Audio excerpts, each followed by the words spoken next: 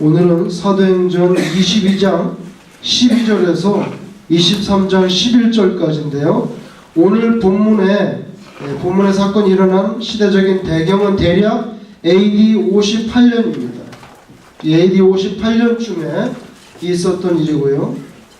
바울 사도가 유대인들 앞에서 자기가 어떻게 예수님을 믿게 됐는지를 지난번에 설명하고, 오늘도 본문에 보면 자기가 회심한 다음에 다마스커스로, 시리아의 수도 다마스커스로 가다가 회심한 다음에 예수님을 만나게 돼서 세례도 받고, 세례를 받은 다음에 대략 3년 정도 아라비아에 가서 혼자 묵상했던 것 같아요. 왜냐하면 이 유대교에서 개신교로 개종을 한 거나 마찬가지입니다. 자기 평생을 두고 바리새인으로서 살아온 인생을 유대교인에서 기독교로 넘어가는데 이 정도의 고뇌가 있었어요, 이 사람에게. 다 버려야 돼요, 옛날 거를 다 버려야 되니까 3년 정도 아라비아 사막에 가서 홀로 묵상하면서 자기 나름대로 자기 인생을 정리하는 그런 시간을 가졌던 것 같습니다. 나름대로는 인생의 해프타임을 가졌어요. 그리고 나서 예루살렘으로 돌아오죠. 예루살렘 성전으로 돌아왔어요. 예루살렘 성전에 돌아와서 오늘 본문에 보면 성전에서 기도하는데 하나님께서 두 가지를 말씀합니다. 뭐냐면 너 예루살렘을 떠나라. 그리고 너를 이방인에게 보내겠다. 근데 바울은 처음에 아라비아에서 3년 정도 자신의 삶을 정리한 다음에 여기 잠깐 자기 그 고향으로 갔었죠. 다소 갔다가 예루살렘 와서 예루살렘 성전에서 기도할 때, 이건 제 추측인데요, 바울은 자기가 유대인들에게 전도하려고 그렇게 인생을 그쪽으로 잡으려고 생각했던 것 같아요. 왜냐하면 예수 믿는 사람 잡아 죽이려고 했었잖아요. 그러니까 그 이방인들을 많이 죽였기 때문에 그쪽으로는 아마 자기가 옛날에 어떻게 그렇게 했는데 할 수 있겠나 생각했던 것 같아요. 그런데 하나님은 뜻이 다른 데 있었던 것 같아요. 너는 이방인에게로 가라.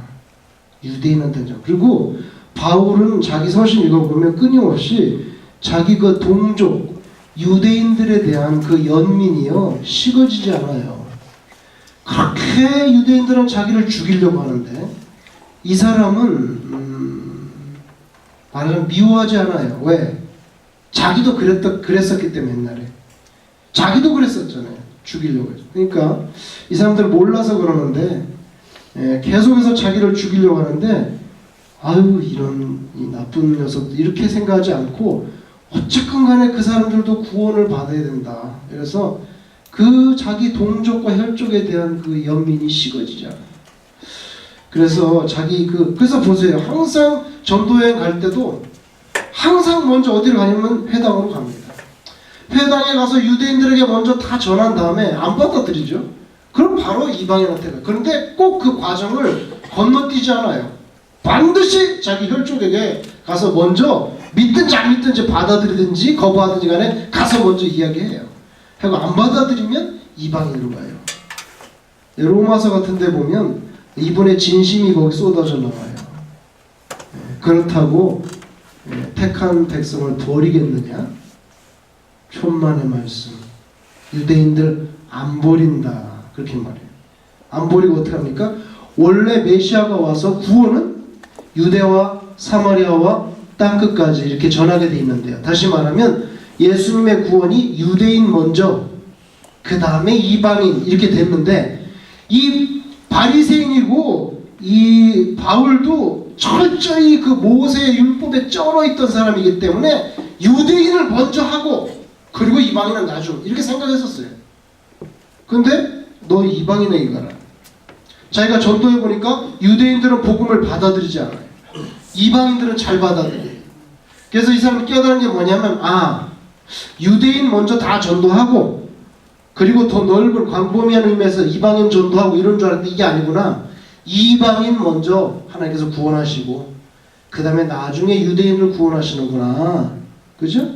그래서 유대인 지금 복음 받아들이지 않는다고 버리겠느냐? 천만의 말씀. 선택했는데 안 버린다. 다만 유대인 전도하고 나서 마지막에 이방인 전도하고 나서 마지막에 유대인들이 구원을 받는다고 로마서에 기록했어요.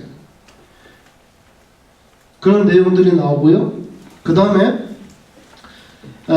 장문의 설교를 했지만 유대인들은 바울의 설교를 듣고 회개하지 않았어요. 오히려 이 바울을 죽이려고 했어요.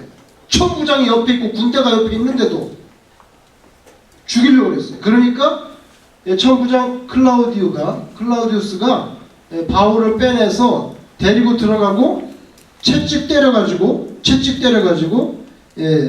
왜냐하면 사내들인 공의회에서 바울을 놓고 옥신각신했는데 말을 못 알아듣잖아. 일단은 이 사람 말을 못 알아들어, 히브리 말을. 그러니까 이 바울은 헬라 말을 하거든요. 때려가지고 왜 그래 도대체 네 죄가 뭐야? 먼저 네 죄를 말해라서 때리려고 했죠. 때리려고 했는데 바로 그때 바울이 다 묶었어요. 다 묶었는데 나 로마 시민권자인데 죄도 안 알아보고 무조건 때려? 이 말 한마디 딱 하니까 옆에 있던 백부장이 빨랑 가가지고 로마인이라는데요. 그래서 바로 풀어줬어요. 로마는 법이 강합니다. 굉장히 무섭게 다스렸기 때문에 천부장이라 할지라도 자기가 불법을 행한 것이 보고가 들어가면 문제가 되니까 바로 풀어줬어요. 그런 내용들. 그 다음에 사내들인 공회에서 자기 자신을 변론할 때 기독교의 핵심은 부활이에요. 예수님의 부활. 근데 부활에 대해서 딱 이야기했어요. 그랬더니 사내들인 공회가 쫙 갈라졌어요. 왜? 사두개인들은 부활을 인정하지 않아요. 믿질 않아 아예. 바리새인들은 부활을 믿거든요. 그러니까 바울 사도가 의도를 했는지 안 했는지 확실하지 않지만 예수님을 전하면 예수님의 생명의 말씀의 핵심이 부활이잖아요. 예수님의 부활에 대해서 땅 던지니까 이제까지는 사두개인하고 바리새인들이 바울을 잡아 죽이려고 모여가지고 막 이러다가 부활에 대해서 딱 얘기하니까 이제는 둘이가 지식을 먹고 싸우는 거예요. 바울은 벌써 이렇게 됐어요. 그래서 문맥을 바울이 바꿔버렸어요. 자기에게 초점, 바울을 죽여야 돼. 그런데 그게 아니라 자기네끼리 싸움이 벌어졌어요. 그래서 그 죽음의 장면을 또 모면하게 되는 거죠. 이런 내용들이 여기에 기록이 되어 있어요. 한번 보시죠. 사도행전 22장 12절에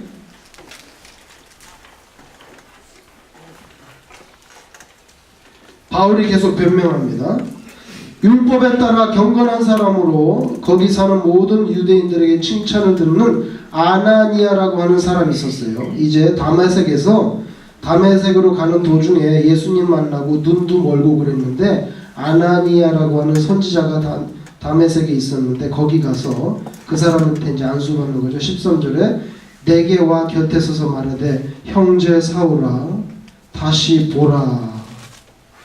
그러니까 잠시 장님이 되었다가 예수님을 만난 다음에 장님이 됐었는데 다시 보라 하고는 즉시 그를 쳐다보았다. 눈이 떠졌어요.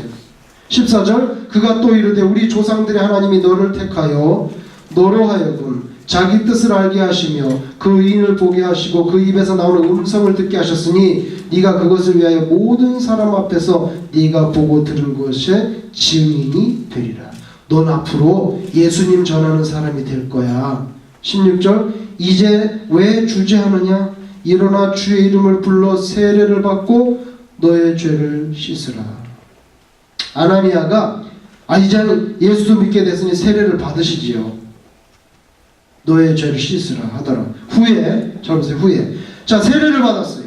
후에 내가 예루살렘으로 돌아가서 성전에서 기도할 때에 이제 비전을 보게 됩니다. 여기 보세요. 이 바울 사도가 다메섹으로 가다가 예수님을 만난 다음에 회심했잖아요. 회심해서 어떻게 할까? 그럼 어떻게 하면 좋겠습니까? 그러니까 다메섹으로 들어가. 그 성에 들어가면 너를 인도할 사람이 있을 거야. 그랬더니 들어갔더니 아나니아라고 하는 선지자가 와가지고 눈을 뜨게 해주고 세례를 받으시죠. 세례를 받았어요. 오늘 본문에 보면 세례를 받은 다음에 예루살렘으로 돌아와서 예루살렘 성전에서 기도를 하고 있어요. 오늘 본문에는 그렇게 돼 있지만 이 중간에 세례를 받고 개종을 한 다음에 바로 예루살렘 성전으로 온 게 아니에요. 여기에 3년 정도 이 사람이 그 다메섹에서 3년 정도 예루살렘 바로 가지 않고 아라비아로 갔어요. 아라비아에 가서 혼자 기도하면서 자기 자신의 삶을 정리하는 거죠. 왜? 이제 유대교하고 결별해야 되는데 이때까지 살아온 수십 년의 세월을 잘라내야 돼요. 그게 쉽겠어요? 나름대로. 그리고 이상하게 보면 수도원은요 다 사막에 있어요. 수도원이 제일 먼저 생긴 곳은 이집트입니다. 교회사적으로. 근데 이집트도 다 사막에 수도원이 있어요. 기도원이 수도원이 사막에 있어요. 그거 신기하죠? 왜 사막에다가 수도원을 짓는지. 왜냐하면 사막에서는요 숨길 게 없고요 의지할 게 없어요. 사막에는 딱 두 가지밖에 없어요. 의지할 게 물하고 하나님. 거기는 뭐 중간에 끼어드는 거 없어요. 뭐 핸드폰이 끼어든다든지 텔레비전이 끼어든다든지 뭐 자식이 뭐 무슨 뭐 자동차가 끼어든다든지 내 재산이 아니면 지식이 끼어들 게 없어요. 물 없으면 죽어요. 그리고 하나님 없으면 죽어요. 하나님이 그 물을 줘요. 그러니까 하나님하고 나하고 가장 극렬하게 1대1로 딱 맞설 수 있는 데가 어디냐면 사막이에요. 그래서 수도는 사막에 생기나 봐요. 그래서 갔어요. 자, 갈라디아서 1장 한번 보죠. 갈라디아서 1장 17절.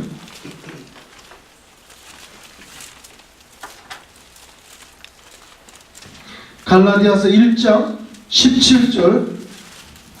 자, 거기도 갈라디아 교회 편지할 때 살짝 얘기했어요. 자기가 갈라디아서 1장 17절 302페이지 302페이지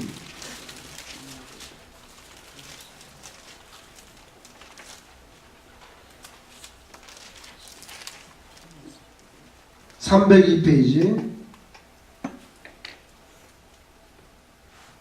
또 나보다 먼저 사도된 자들, 다시 말해 예수님의 12제자들이죠.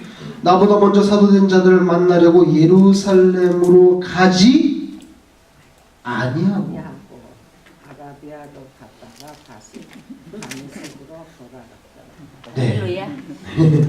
거기 보시면 아라비아로 갔다가 다시 다메섹으로 돌아왔다가 간 거죠. 보세요. 다시 나보다 먼저 사도된 예수님의 12제자들을 만나려고 예루살렘으로 가지 않냐고 아라비아로 갔다가 다시 다메섹으로 돌아갔노라. 그 후 3년 만에 내가 게바를 게바가 누구죠? 베드로입니다. 게바를 방문하려고 예루살렘에 올라가서 이게 여기에요. 여기 예루살렘. 그러니까 세례를 받은 다음에 예루살렘까지는 몇 년의 세월이 흘러요? 3년의 세월이 흘렀어요. 세례 받은 다음에 바로 나보다 먼저 된 사도 예수님이 12제자를 만나려고 예루살렘을 슝 달려간 게 아니라 아라비아에 갔어요. 3년 동안 자기 자신을 정리했어요. 그리고 나서 예루살렘으로 왔어요. 예루살렘 성전에서 기도를 하는데 환상 중에 두 가지 말씀이 떨어졌어요. 자기에게. 야 바울 예루살렘을 떠나라. 그리고 너는 이방인에게로 내가 보내겠다. 다시 사도행전 돌아오시면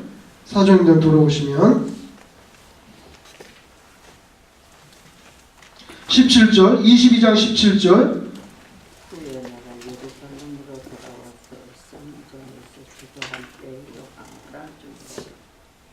예, 후에 내가 예루살렘으로 돌아와서 성전에서 기도할 때 황홀한 중에 봄에 주께서 내게 말씀하시되 속히 예루살렘에서 나가라.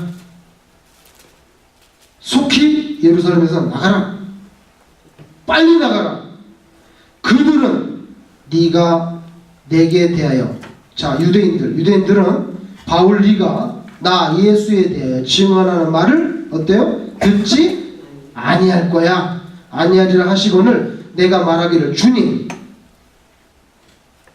내가 주를 믿는 사람들을 가두고 회당에서 때리고 또 주의 증인 스데반이 피를 흘릴 때 내가 곁에 서서 찬성하고 그 죽이는 자들의 옷을 지키고 있었는데요. 그거 다 알고 있는데요. 그랬더니 예수님이 나더러 또 이르시되 떠나가라. 나가라니까. 내가 너를 멀리 어디로 보내요? 이방인에게로 보내리라 하셨느니라.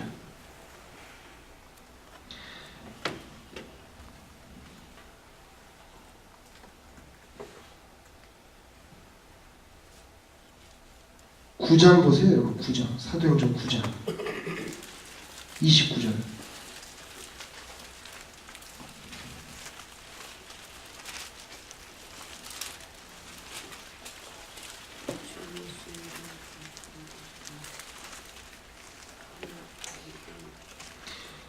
옛날에도 꼭 이 같은 문맥은 아니지만 9장 29절은 또 주 예수의 이름으로 담대히 말하고 헬라파 유대인들과 함께 말하여 변론하니 그 사람들이 어떡합니까? 죽이려고 힘쓰거늘. 바울을 죽이려고 그래요. 힘쓰거늘. 항상 바울이 이 죽음의 위협에 놓여 있어요. 오늘 여기도 이제 그렇게 내가 예루살렘 성전에서 기도하는데 속히 나가라 그러고 이방인에게로 내가 보낸다 이렇게 말씀하셨다. 이제 설교 다시 22장에 돌아오세요. 지금 이렇게 설교하고 있는 거거든요. 이렇게 설교하는데 22절에 이 말하는 것까지 그들이 듣다가 자 유대인들이 천부장이 있으니까 가만히 듣고 있다가 여기 이방인에게로 보내리라 하는 소리를 여기까지 딱 듣더니 갑자기 소리를 지르면서 이르되 이러한 자는 세상에서 없애버리자. 살려둘 자가 아니라 하여 잘 보세요. 떠들며 옷을 벗어서 던지고 막 흙을 공중에 날리니 아주 그냥 천부장이 있는데도 바울을 죽이려고 난리가 났어요. 그러니까 천부장이 바울을 영내로 데려갔어요. 설교를 이제 중단시키고 데려가 명하고 그들이 무슨 일로 그에 대해 떠드는지, 왜냐하면 말을 알아들을 수 없으니까 다시 이제 조사를 하는 거죠. 알고자 하여 채찍질하며 신문하라 한대. 야 채찍을 때려. 그래가지고 도대체 뭐가 돌아가는지 알아봐라. 25절 가죽줄로 바울을 매니 바울이 곁에 서 있는 백부장더러 이르되 너희가 로마 시민된 자를 죄도 정하지 아니하고 채찍질할 수 있느냐 하니 백부장이 듣고 가서 천부장에게 전하여 이르되 어찌하려 하느냐. 이는 로마 시민권자인데요. 27절 천부장이 와서 바울에게 말하되 네가 로마 시민이야? 다시 말해봐. 이르되 그러하다. 28절 천부장이 대답하되 나는 돈을 많이 들여서 이 시민권을 샀는데 나는 태어나면서부터 시민권자인데 신문하려던 사람들이 곧 그에게서 물러가고 천부장도 그가 로마 시민인 줄 알고 그 결박한 것 때문에 두려워하니라. 자기가 이제 책 잡힐 일을 하는 거죠. 굉장히 두려워했다는 거예요. 여러분 바울의 설교를 잘 듣고 있다가 왜 갑자기 일어났고 막 소리를 지르면서 옷을 뻗어 던지고 흙을 던지면서 이 사람은 죽여 없애버려야 된다고 왜 그랬을까요? 갑자기 그 이유는 그때까지 설교를 잘 듣고 있다가 성전에서 기도하는데 너를 이방인에게로 보내겠다 하니까 화가 난 거예요. 유대인들이. 왜 화가 났냐면 단순히 이방인에게 보내겠다고 해서 화가 난 게 아니고요. 율법에도 보면 이방인이라 할지라도 유대인 사회 속에 들어올 수가 있어요. 유대인 사회 속으로 말하자면 우리가 한국 사람인데 미국 시민권을 받는 것처럼 이방인도 유대 사회로 들어올 수 있는데 그러나 반드시 두 가지를 요구해야 돼. 그게 뭐냐면 첫째 할례예요. 할례를 받아야 돼. 그 다음에 두 번째는 모세 율법을 확실하게 지키겠다고 하는 그런 requirement이 있어요. 이 두 가지를 다 해야만 이방인이 유대인 사회에 들어올 수 있는데, 오늘 여기 보면은 그냥 아무것도 하지 않고 이방인들을 앞으로 유대사회 공동체에 포함시킬 것처럼 말하니까 이런 사람을 죽여야 된다. 그래서 할례와 모세 율법을 선제 조건으로 강조하지 않고 있는 이 바울은 가만히 둘 수가 없어요. 그래서 죽여야 돼요. 그래서 막 죽이려고 하니까 천부장이 데려가가지고 이제 채찍질하려고 그러는데 옆에서 백부장이 감독하고 있었는데, 나 로마 시민권자인데 죄도 안 밝히고 때리기 못하냐? 그러니까 놀래가지고 천부장한테 가서 로마 시민권자인데, 그러니까 이제 천부장이 왔어요. 와가지고는 나는 많은 돈을 주고 시민권을 샀는데 너 정말 시민권자야? 여러분 왜 그렇게 질문했을까요? 이 클라우디오는 돈을 주고 많은 돈을 주고 시민권을 샀는데 너는 보니까 별로 돈도 없게 생겼구만. 그 뜻이거든요. 너도 별로 별 볼 일 없고 돈도 없게 생겼. 너 정말 시민권자야? 그러니까 뭐냐면 나 태어날 때부터 시민권자야. 여러분 시민권에도 차이가 있어요. 돈을 많이 주고 산 시민권보다는 태어날 때부터 시민권자가 더 우위입니다. 더 우위입니다. 그러면 여러분 바울은 어떻게 태어날 때부터 시민권자가 됐을까요? 그의 고향이 어디죠? 그의 고향 다소입니다.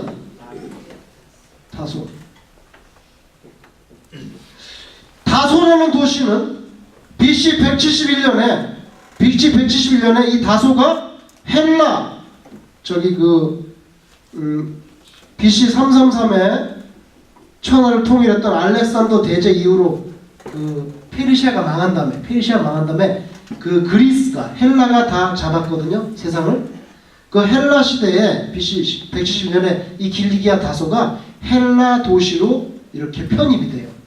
헬라 도시로 편입이 되면서 그 당시에 여기 있는 엘리트들과 좀 유지들, 이 사람들을 헬라 시민권자로 바꾼 것 같아요. 그리고 그것이 다시 헬라가 망한 다음에 누가 들어섭니까? 로마가 들어서요. 63년에 로마가 들어섭니다. 그래서 로마가 다시 테이크오버 하면서 이 당시에 헬라 시민권자들은 로마 시민권자로 이렇게 싹 트랜스포되는 거죠. 그러니까 바울의 아버지나 할아버지가 이때쯤에 이런 과정을 통해서 시민권자가 되어 있었어요. 그러니까 바울이 태어나면서부터 시민권자가 된 거예요. 그렇게 추측하는 거예요. 어떻게 바울이 태어나면서부터 시민자가 되는지는 우리가 알 수 없지. 다만 이렇게 추측을 하는 거예요. 그런데 여기 천부장 글라우디우스는 많은 돈을 주고 이제 시민권을 샀다는 거예요. 로마 시대의 가장 큰 부패 중에 하나가 뭐냐면 시민권을 돈 주고 팔아먹는 겁니다. 심지어는 황제 부인도 돈을 많이 받고 시민권을 파는 장사를 했어요. 이 사람. 근데 많은 학자들은 이 이름을 보세요. 클라우디우스. 이 이름. 그래서 학자들은 이 천부장이 클라우디우스 황제 때 시민권을 산 사람으로 생각해요. 여러분 시민권을 사면은 이름을 바꿔줍니다. 우리 그 시민권 선서할 때 이름 바꾸고 싶냐 해서 바꿔주잖아요. 근데 보통 보면 그 시민권 샀을 때 황제의 이름을 자기 이름으로 잡아 당겨 쓰는 거죠. 그래서 학자들이 이 사람은 클라우디우스 황제 때 시민권을 산 것이 아니겠는가. 이 사람이 바울이 죄도 아직 확 밝혀지지 않게 채찍을 때렸어요. 여기 보세요. 로마 법에는 비로마 시민권자와 노예는 재판에서 죄를 가리기 전에 먼저 고문할 수 있어요. 채찍을 때려서 고문할 수 있어요. 그런데 로마 시민권자가 되면 가장 특혜 중에 하나가 뭐냐면 고문을 받잖아요. 죄가 밝혀지기 전에 죄를 밝히기 위해서 고문을 못한단 말이에요. 이게 로마 시민권자예요. 그러니까 바울이 딱 그 얘기를 한 거예요. 나 죄도 아직 안 밝혀졌는데 채찍질부터 돼 이거. 그 깜짝 놀란 거예요. 그래서 오늘 거기 뭐라 했어요? 태어날 때부터 시민권자 그러니까 천부장이 어떻게 했어요? 거기 뭐라고 돼 있어요? 예? 두려워. 두려워했어요. 아니 뭐 그까짓 것 가지고 두려워하나? 뭐 그까짓 것 가지고 두려워하냐고요. 근데 정말 두려워했어요. 왜냐하면 이 사람이 나중에 이 바울 때문에 보고서를 작성합니다. 보고서를 작성해서 그 당시 이 클라우디오 천부장이 있을 당시에 그 팔레스틴 땅을 다스렸던 총독에게 편지를 보냈어요. 보고서로.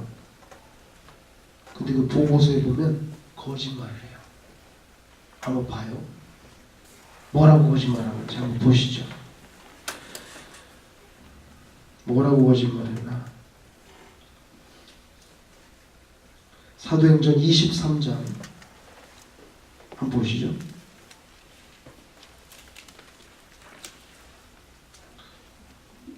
23장 26절 23장 26절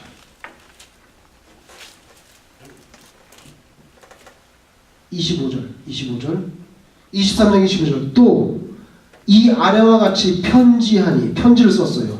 천부장이 총독에게 편지를 써서 보고를 하는데 글라우디오 루시아는 총독 벨리스 가깝게 문안하나이다. 이 사람 바로 바울입니다. 이 사람이 유대인들에게 잡혀 죽게 된 것을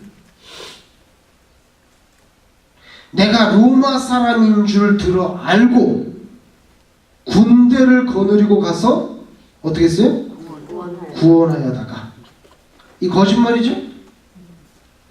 자기가 로마 시민권자인지 알고 군대 데리고 출동했어요? 아니잖아요. 아니에요. 모르고 출동했고 나중에도 몰라가지고 채찍질까지 때리려고 해놓고는 이제 와서는 싹 말을 바꿔요. 각하시오. 이게 로마 시민권자인데 죽임을 당할까봐 내가 군대를 출동해가지고 구원해냈다고. 거짓말해가지고 보고했어요. 거짓말로 보고하는 장면이 나옵니다. 허위 보고서를 써서 보낸 거죠. 다시 22장 30절 이튿날 자 그래서 풀어줬습니다. 이튿날 천부장은 유대인이 무슨 일로 그를 고발하는지 진상을 알고자 하여 그 결박을 풀고 명하여 제사장들과 온 공회를 모으고 바울을 데리고 내려가서 그들 앞에 세웠어요. 이제 정식으로 재판하는 거예요. 정식으로 재판하는데 이거 아무리 봐도 종교적인 문제란 말이에요. 종교적인 문제니까 사내들인 공회 너희들의 최고 그 의결기관 뭐예요? 재판해야 되겠어요. 왜? 이제는 신문할 수 없으니까 채찍 때릴 수 없으니까 재판. 그래서 사내들인 공의를 다 모아놓고 그 다음에 바울을 거기다 세워서 신문을 시작합니다. 자 23장 1절 바울이 공회를 주목하여 이르되 여러분 형제들아 이제 다시 연설합니다. 오늘까지 나는 범사의 양심을 따라 하나님을 섬겼어. 딱 그렇게 말해요. 나는 양심을 따라서 하나님을 섬겼다 하니까 대제사장 아나니아가 바울 곁에 서 있는 사람들에게 그 입을 치라.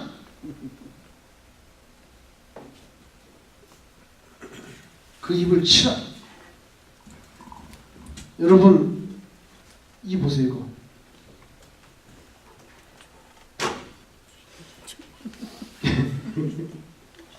이 영어 이름에 주디라는 줄 있어요.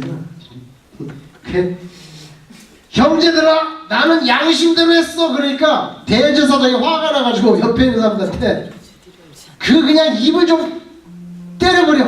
그러니까 뭐예요? 주디를 좀 때려버려. 그냥 주디를 탁 때려.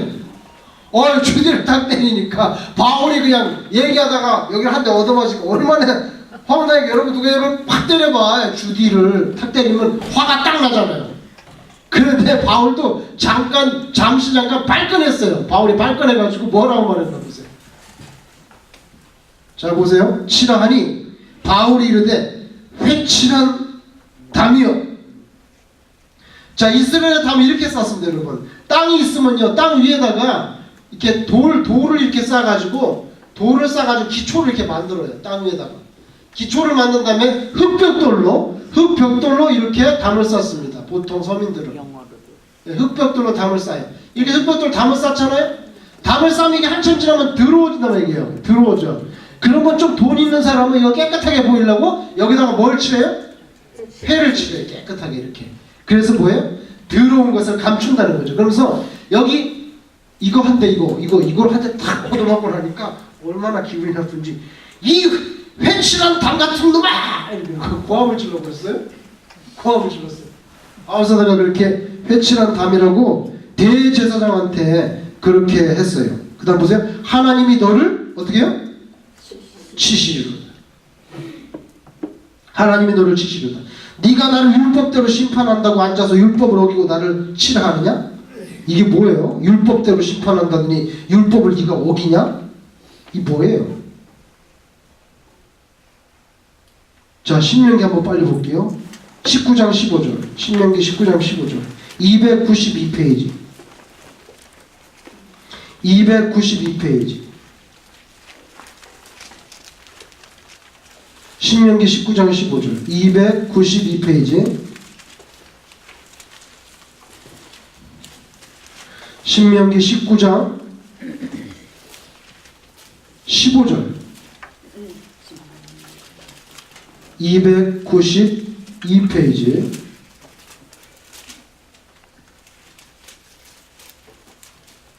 구약성경 구약 292페이지. 신명기 19장 15절. 거기 보시면 재판을 하는데요. 사람의 모든 악에 관하여 또한 모든 죄에 관하여는 한 증인으로만 정할 것이 아니요 두 증인의 입으로나 또는 세 증인의 입으로 그 사건을 확정할 것이며. 증인이 있어서 그 죄가 확정이 돼야 된다는 거예요. 반드시 그렇게 해야 돼요. 반드시 그렇게 해야 된다는 거죠. 그래서 증인 한 명도 안 돼. 2명이나 3명 증인이 나와야 죄가 확정된다는 거예요. 근데 지금 여기 사내들인 공의에서 지금 변론이 벌어져서 죄가 확정이 됐어요, 안 됐어요? 아직 안 됐어요. 확정도 안 됐는데 왜 내 입을 때려? 왜 내 입을 때리냐고.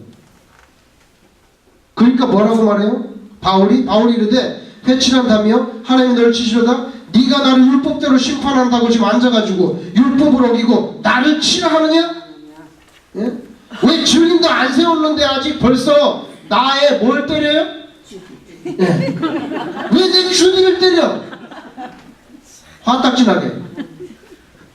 화딱지나게 하면서 그 다음에 한 말 있어요. 뭐요? 그 다음에 뭐라 그랬어요? 바울이 회칠한 다음 그 다음에 뭐라 그랬어요? 하나님이 뭐요? 너를? 이게 굉장히 무서운 말이에요. 왜냐하면 보세요. 너는 내 주디를 쳤지만, 왜냐면 대제사장이 딱 앉아가지고 야, 너 좀 주디 좀 쳐라. 주디 확 지어버리니까 회칠한 담, 율법대로 한다고 앉아가지고 율법도 어기면서 하나님이 너를 칠 거다. 너는 내 주디를 쳤지만 하나님은 너를 칠 거다. 그런데 이게 그냥 지나가는 말로 한 거냐는 거예요. 이 사람이 지나가는 말로 했냐 안 했냐 하는 걸 보면 알 수 있죠. 신명기를 보세요. 28장 306페이지. 바울사도가 화가 치밀어가지고 너는 내 주디를 쳤지만 하나님이 너를 칠 거다. 이게 그냥 화가 나서 자기가 한 말이냐고요. 신명기 28장을 보세요. 306페이지. 신명기 28장 22절. 여호와께서 햇병과 열병과 영증과 암지가 한채와 풍채와 썩은 재앙으로 너를 치. 네. 여호와께서 폐병과 열병과 염증과 학질과 한채와 풍제와 썩는 재앙으로 너를 뭐요? 치시리니. 여기 바울사도가 지금 아나니아에게 한 말은요 2구절이에요. 여러분, 바울은요 바리새인 중에 바리새인입니다. 이 사람 입에서 튀어나오는 말은 성경이 꽉 쩔어 있기 때문에 이 신명기 말씀 너 증인도 안 세우고 율법을 행한다면서 율법도 어기면서 증인도 안 세우고 내 주디를 쳐? 그러니까 뭐예요? 하나님이 너를 치시오. 신명기 있는 말씀이 바로 튀어나왔어요. 그래가지고 그 아나니아를 저주한 거예요. 성경에 있는 말씀을 가지고 아나니아를 저주한 거죠. 저주했어요. 심각해지네. 심각해지네. 그 다음 보세요. 어떻게 되나? 사건이 어떻게 되나? 저주를 하니까 한번 보세요. 어떻게 됩니까?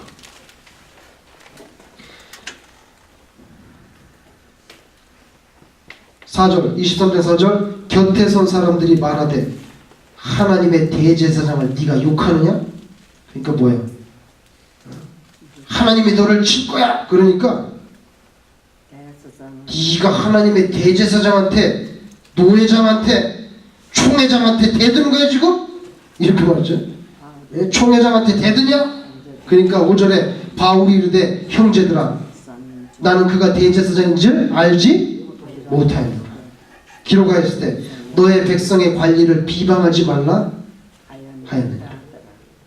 이게 뭡니까? 자기가 주디를 딱 얻어맞고 나니까 하나님이 너를 칠 거다 그랬는데 옆에 뜻은 너 대제사장한테 지금 이게 말버릇이 뭐야? 막 이러니까 난 대제사장인 줄 몰랐어요. 대제사장인 줄 몰랐습니다. 바울은요 자기가 그 잘못한 것에 대해서 바로 난 몰랐는데 대제사장인 줄 몰랐습니다. 그러면서 대제사장한테 그렇게 하는 거는 안 된다. 안 되는 건데 내가 몰라서 그랬습니다. 하고 말을 합니다. 말을 해요. 다시 죄송한데 신명기 보세요. 17장 12절 289페이지 289 구약성경 289 신명기 17장 12절 사람이 만일 무고하게 행하고 네 하나님 여호와 앞에서 섬기는 제사장이 재판장에게 듣지 아니하거든 그 사람을 죽여 이스라엘 중에서 아버지가 천주교에 보면요, 천주교에 보면 직분을 받을 때 독송자라는 게 있어요, 여러분. 독송자. 여기 보세요, 독송자라는 게 있어요. 이렇게. 이 한국 영어라면 리더인데 우리식으로 말하면 성경 봉독하는 사람이에요. 근데 천주교는 이렇게 딱 지정되어 있어요. 원래 중세 시대 때 제마사는 귀신만 내쫓는 사람이에요. 예? 직분이 지정되어 있는데 예? 독송자는 뭐냐면 하나님의 신성한 말씀을 읽는 사람. 이 직분이 있어요. 카톨릭에. 그죠? 이신옥 뭐야? 독송자. 중세 시대로 말하면 이신옥 독송. 자 거기 보세요. 제가 읽어볼게요. 다시 17장 12절 거기 보시면 사람이 만일 무법하게 행하고 네 하나님 여호와 앞에 서서 섬기는 제사장이나 재판장에게 듣지 아니하거든 그 사람을 죽여 이스라엘 중에서 악을 제하여 버리라. 여기 보면 제사장과 재판장의 권위가 대단해요. 권위가 대단해. 근데 너 대제사장한테 이런 말버릇이 뭐야? 그러니까 난 대제사장인지 몰랐다고. 왜 몰랐을까요? 바울은 오랜 세월 동안 선교 여행을 다녔잖아요.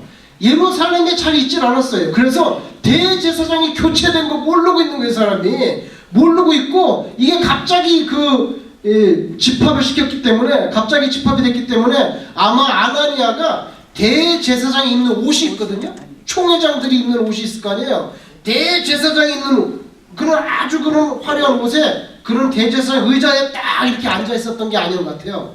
그냥 이렇게 우르르 몰려가지고 옆에 있었나 봐요. 그러니까 대제사장인지 몰라요. 난 대제사장인지 몰랐다고. 바로 자기가 잘못했다고 그렇게 얘기합니다. 자, 그 다음에 다시 이어서 보시면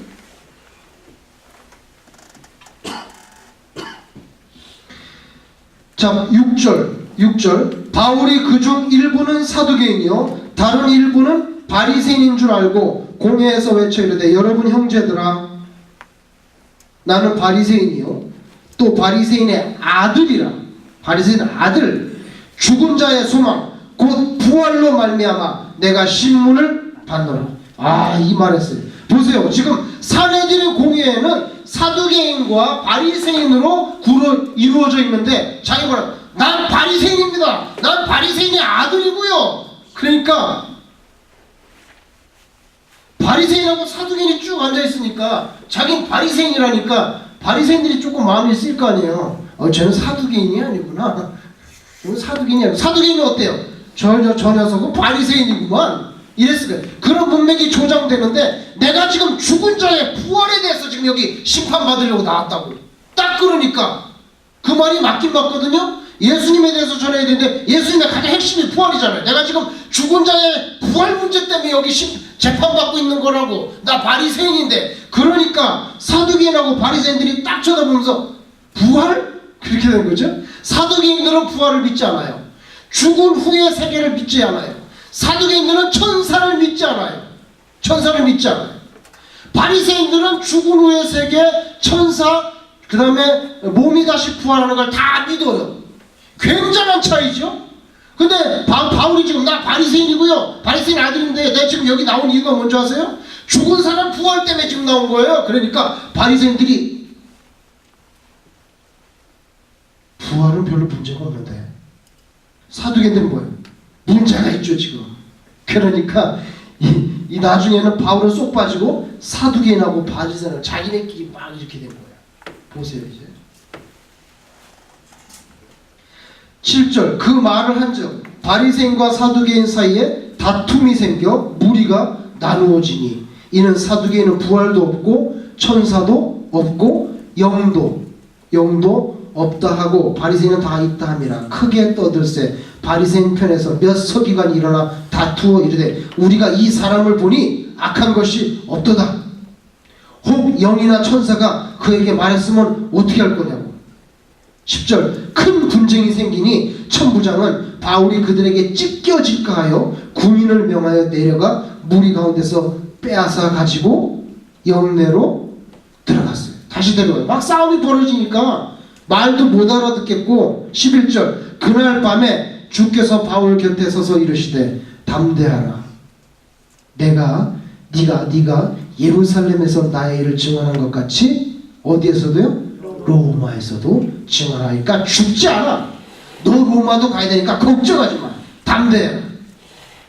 그렇게 말하고 오늘 본문이 끝나는데요. 여러분 마가복음을 보세요. 마가복음 13장 9절. 마가복음 13장 9절.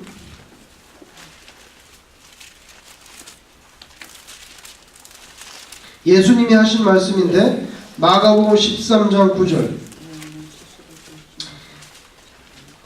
너희는 스스로 조심하라. 사람들이 너희를 어디에 넘겨줘요? 공회에 넘겨주겠고 말씀대로 됐어요. 바울사들이 공회로 갔어요. 넘겨주겠고 너희를 회당에서 매질하겠으며 나로 말미암아 너희가 권력자들과 임금들 앞에 서리니 이는 그들에게 증거가 되려 함이라.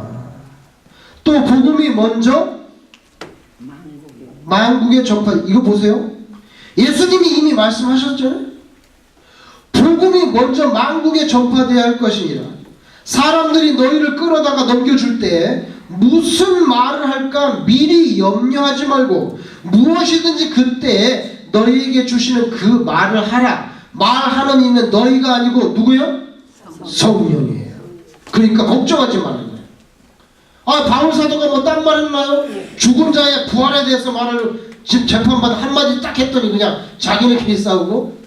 자, 그 다음에 누가복음 21장 보세요. 누가복음 21장 예수님이 또 뭐라고 말씀합니까? 누가복음 21장 14절 15절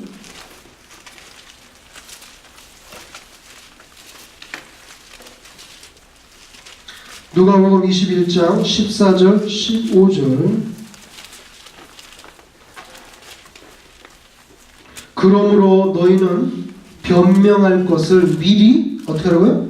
궁리하지 않도록 명심하라. 15절 내가 너희의 모든 대적이 능히 대항하거나 변박할 수 없는 구변과 지혜를 너희에게 주리라. 그래서 바울 사도가 뭐 그렇게 막 연구 안 했어요. 끌려갈 때.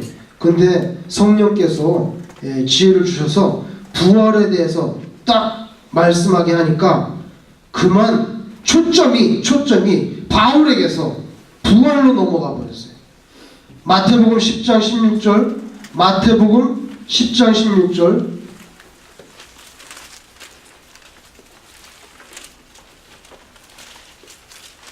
같이 읽겠습니다. 마태복음 10장 16절 같이 읽겠습니다. 시작. 보라, 내가 너희를 보냄이 양을 이리 가운데로 보냄과 같도다. 그러므로 너희는 뱀같이 지혜롭고 비둘기같이 순결하라. 오늘 본문에 바울은 뱀처럼 지혜롭게 지금 복음을 잘 전하고 있습니다. 여러분 오늘 본문에 22절에 보면 이런 사람은 세상에서 없이 하자. 그죠? 이거 없애버려야 된단 말이죠. 그죠? 이러한 자는 세상에서 없애버려. 오늘날도 수많은 예수 믿는 사람들이 그 복음의 현장 속에서는 이런 위협을 당할 거예요. 그죠? 이런 위협을 당하는 사람이 있지 않겠어요? 우리는 여기서 편안하게 신앙생활하지만 그래도 두려워할 것이 없어요. 담대하게 주의 복음을 증거할 수 있는 것은 성령께서 도와주시고 무슨 말을 해야 될지까지도 가르쳐 주기 때문이죠. 로마서 8장을 보세요. 로마서 8장 18절 251페이지 251페이지 바울이 말합니다. 251페이지 로마서 8장 18절 로마서 8장 18절 같이 읽겠습니다. 시작. 생각하건대 현재의 고난은 장차 우리에게 나타날 영광과 비교할 수 없도다. 이렇게 말했습니다. 다 이런 신앙적인 사도행전에 겪었던 이런 신앙 경험에서 쏟아져 나오는 말씀이죠. 겁낼 거 없단 말이죠. 그리고 오늘 마지막 말씀에 뭐라 했어요? 네가 예루살렘에서 예수님의 증인이 된 것처럼 그 다음에 또 어디 가야 된다고요? 로마로 가야 돼요. 로마로 가야 되니까 담대하라. 걱정하지 마라. 그죠? 걱정하지 마라. 여러분 이렇게 볼 수 있습니다. 보세요. 오늘 끝에 뭐라고 말씀했냐면 여기는 예루살렘인데 여기서 증거한 것처럼 너 로마 가서 좀 여러분 성경적으로 볼 때 크게 말하면 이 세상을 두 개로 딱 나누면 성경적으로 볼 때는 세상을 두 개 딱 나누면 유대인과 이방인밖에 없어요. 구약 성경에서. 자, 유대인과 이방인밖에 없어요. 이 세상에. 크게 말하면. 유대인의 핵심은 어디입니까? 예루살렘입니다. 당시에 이방인의 핵심은 어디입니까? 로마입니다. 너 이제 여기서 사명 끝났다. 너 예루살렘에서 다 전했어. 이제 어디로 가? 로마로 가라. 그러면 네 사명이 끝나는 거예요.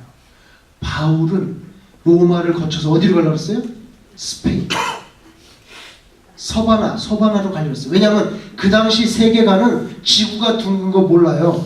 그래서 그때는 제일 땅끝이 어디예요? 스페인이에요. 그래서 유대와 이방인 사마리아와 그다음 어디? 땅끝까지 이르러 증인된다 했으니까 나는 예루살렘 로마를 거쳐서 어디로? 땅끝. 그 당시 땅끝 스페인으로 간다. 그래서 로마 교회 여러분 나 좀 도와주세요. 나 서바나로 가려고 합니다. 선교 좀 서포트 해주세요. 그랬는데 갔어요? 못 갔어요? 못 갔어요. 어디서 죽었죠? 로마에서 죽었어요. 왜? 왜 스페인까지 못 갔어요? 가면 좋은데. 장로님 말씀하신 대로 하나님이 바울에게 준 사명은 여기까지. 너는 여기까지. 이 무서운 말씀이죠. 사명이 끝나면 육체도 끝나요. 모세도 뭐라고 말했어요? 나이 120에 눈이 흐려지지 않았고 기운이 쇠하지 않았다 그랬어요. 그런데 너는 산으로 올라오라. 비스가산. 왜? 나이 120이 됐지만 안경 안 써도 된다는 거예요. 눈이 흐려지지 않고 기운이 쇠하지 않았어요. 그래도 올라오라. 왜? 뭐가 끝났어요? 사명이 끝났어. 너 여기까지. 가나안 땅 들어가는 건 누가 해요? 여호수아. 너는 여기서 끝났다. 늙고 병들어서 죽는 게 아니에요. 성경적으로 보면 하나님의 사람은 늙고 병들어 죽는 게 아니라 사명이 끝나서 죽는 거예요. 그러니까 여러분들이 거꾸로 뒤집어 말하면 주를 위해서 헌신하는 사명을 오래 붙잡고 계시면 어떻게 돼요? 오래 사시게 됩니다. 오래 사시. 아 이거 뭐 나이 들었는데 막 머리가 허옇고 말이야 허리가 꼬부라지고 내가 뭘 하겠어? 그럼 뭘 하겠어? 그럼 가야지. 그러면 안 돼요. 내 머리가 허옇고 허리 꼬부러져도 된장 내가 잘해. 아니면 뭐 잘해 이래갖고 해야지. 그러면 하나님이 누가 하겠어요? 건강을 주시지. 근데 뭐, 나 아무것도 못해 그러면은 못하면 어떻게 가야지 이제 갈 거면. 그래서 사명이 이게 중요하다는 거예요. 중요하다는 거예요. 자 오늘 마지막으로 빌립보 3장 20절을 같이 읽고 마치겠습니다. 빌립보서 3장 20절 322페이지 322페이지. 여러분 하나님께서는요 복음을 전가하기 위해서 필요한 모든 것을 사용합니다. 바울에게 있어서는 그 사용받은 것 중에 하나가 대표적으로 뭐냐면 시민권이에요. 시민권. 로마 시민권이 있었기 때문에 로마 시민권이 있었기 때문에 채찍 받지 않았어요. 채찍 받지 않았어요. 여러분 이게 대단히 중요해요. 왜? 여러분 유대 사람들이 때리는 채찍은요 유대 사람들이 때리는 채찍은 그렇게 잔인하지 않아요. 근데 로마 군인이 때리는 채찍은 기록에 의하면 거의 불구자가 될 가능성이 높다고 했어요. 왜냐하면 그 채찍 가죽에 동물의 뼈와 동물의 그 날카로운 뼈 있잖아요. 뼈와 쇠조각 같은 찜 같은 게 박혀 있어서 이렇게 긴 채찍인데 후려치면 일단 몸을 휘감아 이게 샥 휘감고 그 다음에 그걸 쫙 잡아 당기면 살이 그냥 그 살점이 쭉 찢어지는 거예요. 그 패션 오브 크라이스트 보셨지? 예? 거기도 보면은 친 다음에 그 다음에 이걸 쫙 잡아 당기잖아요. 그러면 살가죽이 확 벗겨진다고요. 그래서 기록에 의하면 로마가 때리는 채찍이 무섭다는 거예요. 왜? 불구자가 될 가능성이 있다는 거예요. 바울 사도가 자기가 여기서 로마의 채찍을 맞으면 불구자가 될 수 있다는 가능성에 대해서 생각했던 것 같아요. 그래서 나 로마 시민권자인데 여러분 불구자가 되면 복음을 전하는데 어떻게 돼요? 방해가 되잖아요. 자기 몸을 위해서가 아니라 아직도 복음을 더 전해야 되잖아요. 그래서 하나님이 바울을 보호해 주는 거예요. 불구자가 되지 않게. 그죠? 하나님이 복음을 위해서 모든 걸 사용하는데 오늘 본문에서는 로마 시민권을 사용했어요. 예. 그리고 우리는 그것보다 더 좋은 거 같이 읽고 마치겠습니다. 빌립보서 3장 20절 같이 읽겠습니다. 시작. 그러나 우리의 시민권은 하늘에 있는지라 거기로부터 구원하는 자 주 예수 그리스도를 기다리노니. 로마 시민권 얼마나 파워풀합니까? 오늘날 미국 시민권 얼마나 파워풀합니까? 지금 북한에 그 한국 사람 하나 잡혀있죠? 그죠? 배종선인가? 그 사람 미국 시민권자잖아. 예, 그 사람 하나 붙잡아 놓고 북한이 지금 딜하잖아요. 지금 굉장히 많이 때렸어요. 20년 얼마 때렸죠? 북한이 그 20년인가 때렸어요. 그것도 그냥 노동교화형이에요. 계속 20년 동안 중노동해야 돼. 근데 이제 그 사람이 한국 사람이잖아요. 한국 사람인데 북한에 잡혀가지고 지금 그렇게 중형 받았거든요.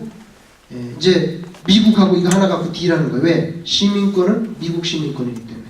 미국이 시민권자라는 하나의 이유 때문에 움직이거든요. 옛날에 보면 누굴 보냈죠? 예, 카터를 보내요. 그래가지고 이제 체면이 많이 아니야. 미국 시민인데 이거 뭐 원하는 게 뭔데? 곡식 좀 주라. 뭐 그래. 딜하라. 근데 미국이 이번에 딜을 해야지 그 사람이 살아날 텐데 지금 기분이 안 좋아가지고 딜을 할지 안 할지 모르겠어요 지금. 그 북한은 뭐라는 줄 아세요? 다들 외신에서 뭐라냐면 또 그거 시민 하나 붙잡아놓고 인질 삼아가지고 또 딜해가지고 또 뭐 얻어먹으려고 그런다 그러니까 북한이 뭐라는 줄 아세요? 이번엔 달라. 뭐라는 줄 아세요? 맨날 풀어줬더니 이 사람들이 아주 우습게 알고 이번엔 달라 그랬어요. 그게 지금 이제 그분한테 무서운 거예요. 이번에 다 우리가 껐다가면 풀어주는지 아주 우리가 뭐 그진 줄 아냐? 이런 식으로 말했다고 지금. 그러니까 지금 그 어려움이다. 자, 질문 있으면 하시고